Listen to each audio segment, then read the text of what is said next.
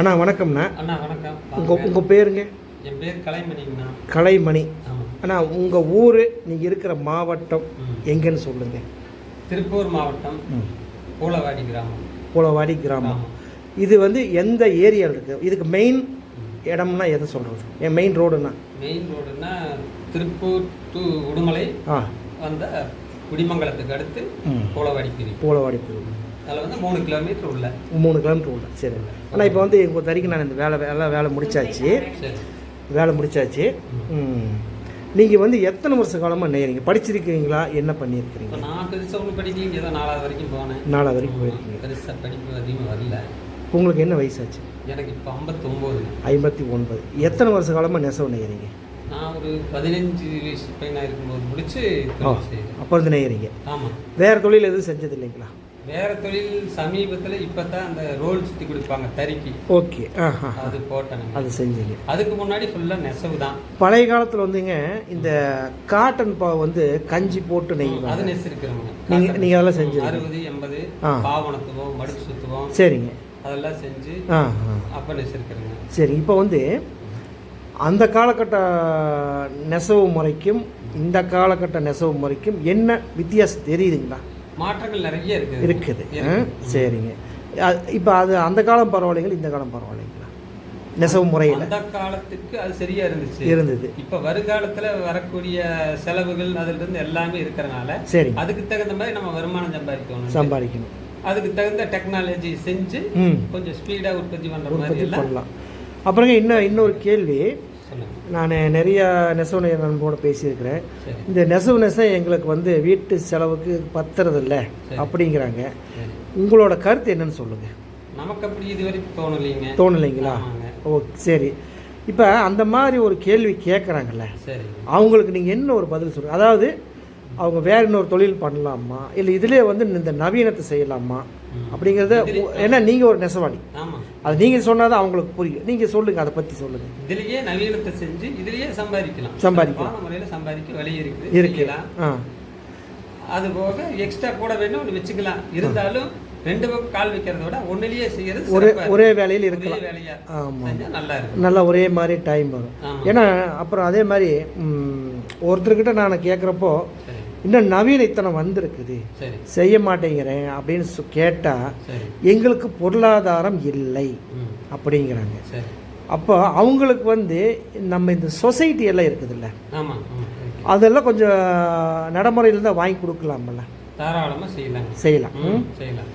அப்போ வந்து நம்ம வாங்கி அதை செய்வோமா? கண்டிப்பாக வாங்கி செய்யலாம். இதில் இன்னொரு கேள்வி இருக்குதுங்க.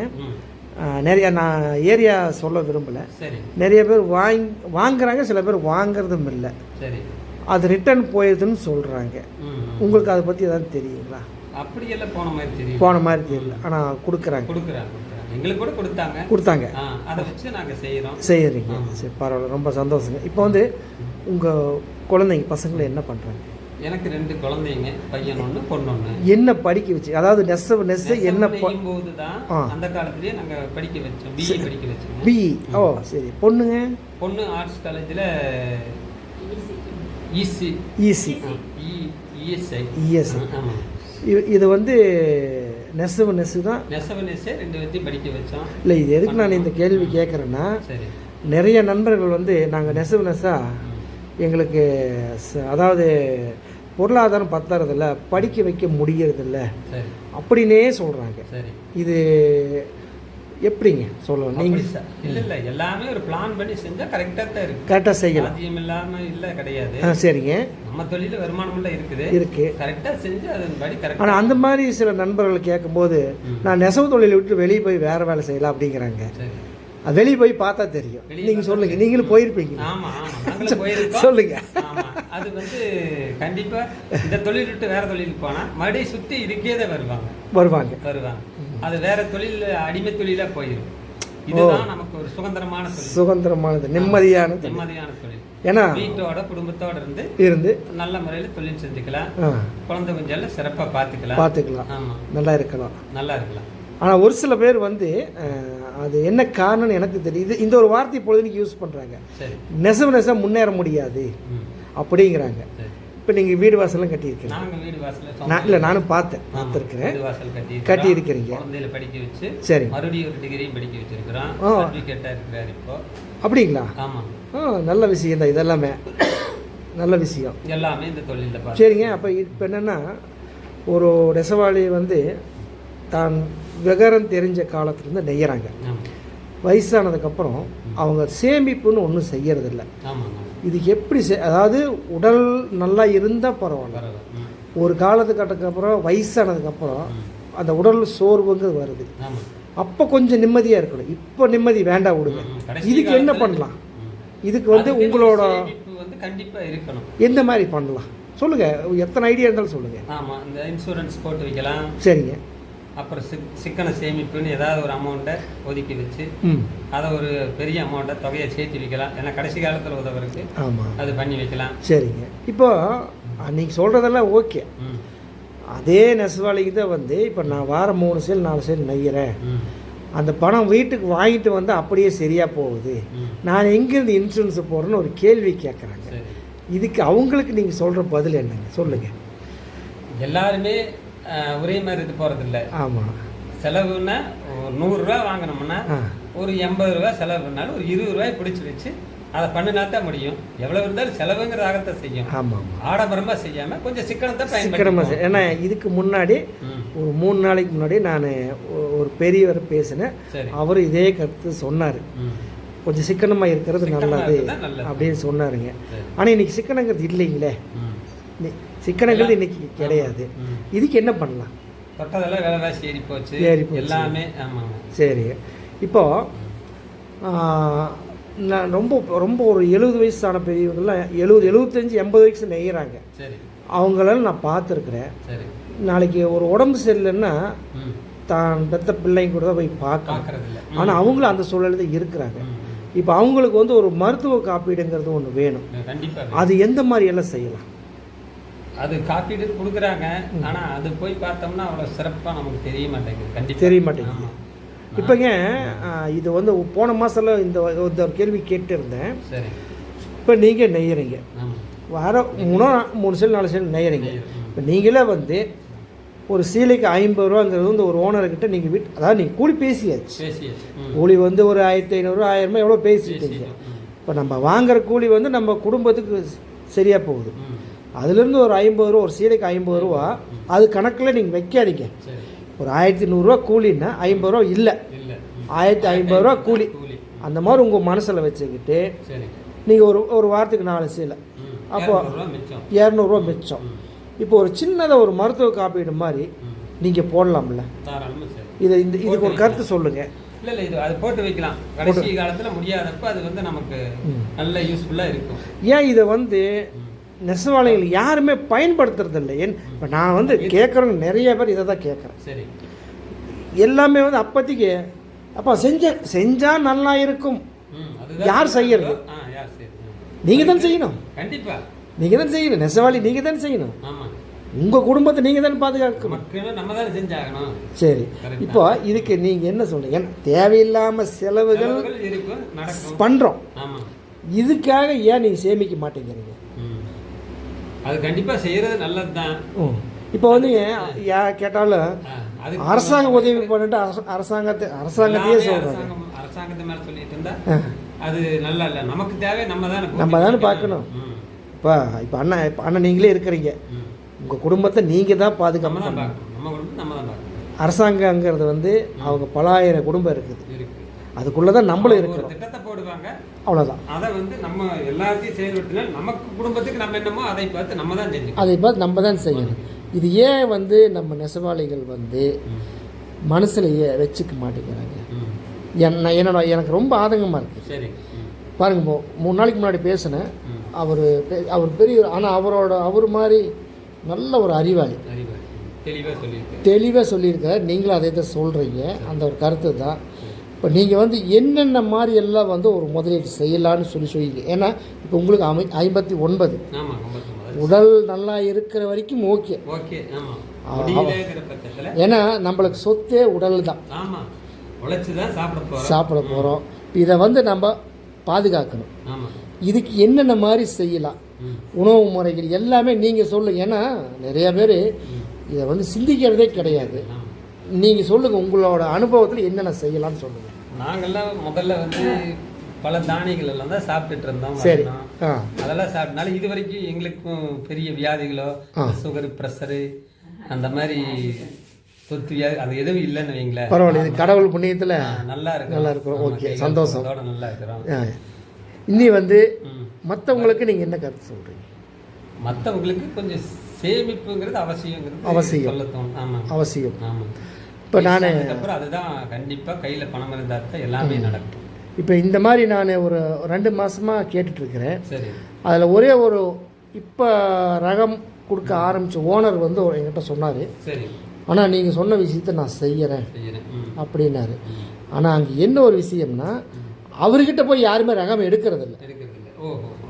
அவரே 50 ரூபா பிடிச்சி வச்சு உங்களுக்கு ஒரு சேமிப்பாக பண்ணி கொடுக்குறாங்க. அவரே இன்சூரன்ஸ் செஞ்சு கொடுக்குறாங்க.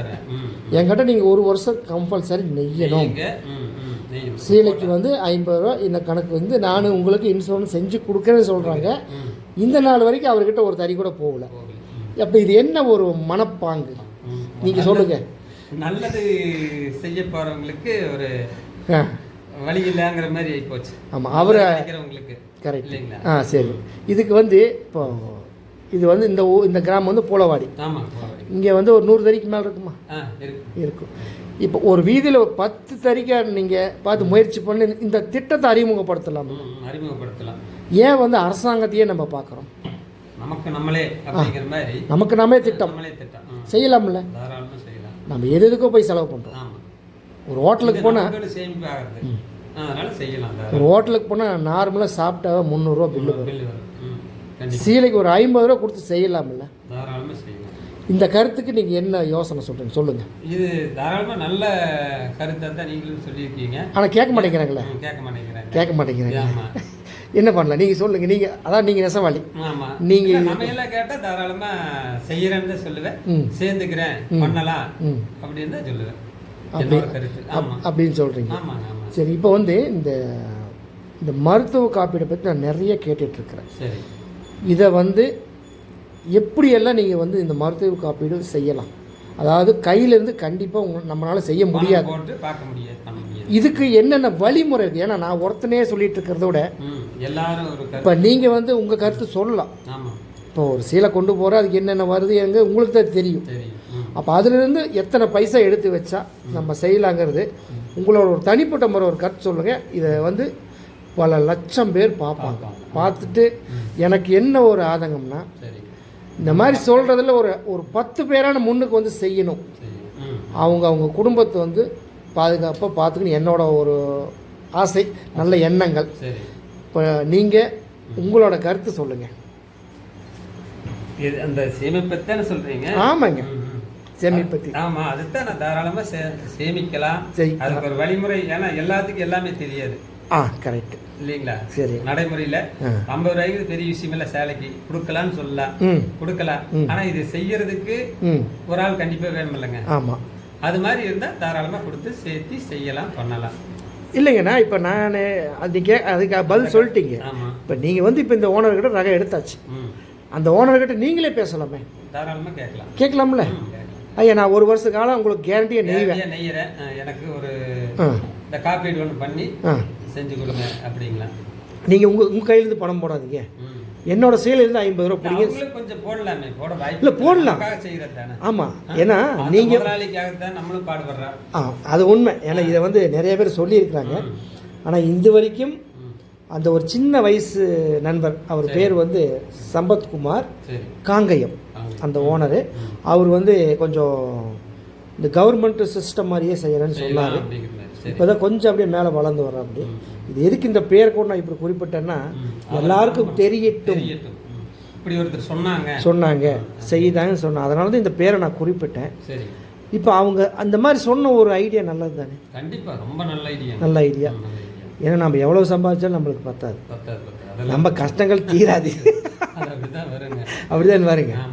சரி. வேற இந்த தறியில் வந்து நவீனமாக என்னென்ன கொண்டு வரணும்னு சொல்கிறீங்க நீங்கள் பார்த்த வரைக்கும்? நாங்கள் பார்த்த வரைக்கும் சொல்லுங்கள். இப்போ வந்து நிறைய சிஸ்டமேட்டிக்கெல்லாம் நிறைய வந்திருக்கு. நீங்கள் என்னென்ன பார்த்துருக்குறீங்க? நான் பார்த்ததில் வந்து சைடு கோர்க்கிறது ஒன்று, அப்புறம் ட்ராபாக்ஸ் மெத்தட் ஒன்று, 2, அப்புறம் வந்து அந்த சிஸ்டம் கம்ப்யூட்டர் சிஸ்டமாட்ட மேலே ஜக்காட் பெட்டிலேயே எலக்ட்ரானிக் ஜக்காட் அது மாதிரி எல்லாம் போட்டு தாராளமாக தறிக்காக செய்யலாம். வருமானத்தை போட்டு செய்யலாம். ஆனால் இது வந்து நம்ம நெசவாளர் நண்பர்கள் வந்து செய்ய மாட்டேங்கிறாங்க. என்ன கேட்டால் தாராளமாக செய்யலாம். நமக்குன்னு செய்ய போகிறது தான். ஆமாம், 10 ரூபா சம்பாதிக்கிறது 100 ரூபா சம்பாதிப்போம். எக்ஸ்ட்ரா தானே வருது. அதுக்கு இன்வெஸ்ட் பண்ணும்போது தாராளமாக செய்யலாம். ஏன்னா உடல் உழைப்பு குறைவு, வருமானம் அதிகம். இது இந்த கருத்து வந்து நீ கரெக்டாக சொல்கிறேன். கண்டிப்பாக ஏற்றுக்கிறேன். எனக்கு ரொம்ப பிடிச்சது. செய்யலாம். இப்போ நீங்கள் இப்போ தறியில் நெய்யறீங்க. இந்த நெஸ்ஸது போக நீங்கள் அந்த கைத்தறிக்கு வந்து பாவு சுற்றி கொடுக்கும். இப்போ நீங்கள் 2 வேலை செய்யறீங்க.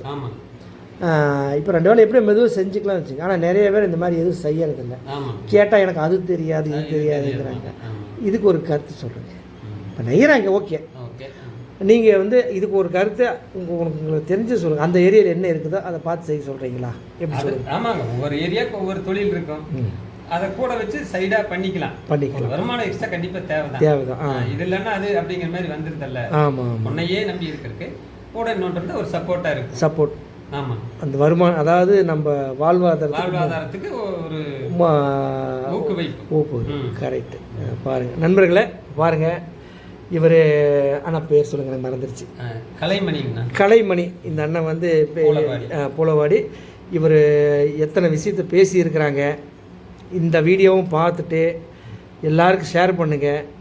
அவங்க சொன்ன ஒரு கருத்துக்களில் ஏதான நம்மளுக்கு வந்து தேவைப்படுறது நிறைய இருக்கும்.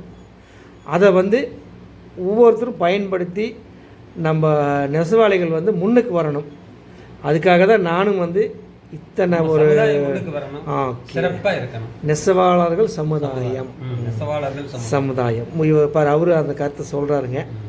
முடிஞ்ச வரைக்கும் ஒவ்வொருத்தர் சொல்கிறக்கூடிய கருத்துக்களை எடுத்து அது எது நல்லது அப்படிங்கிறத பார்த்து நீங்களும் எல்லாரும் முன்னுக்கு வரணும். அண்ணா வணக்கம். வணக்கம். நன்றி.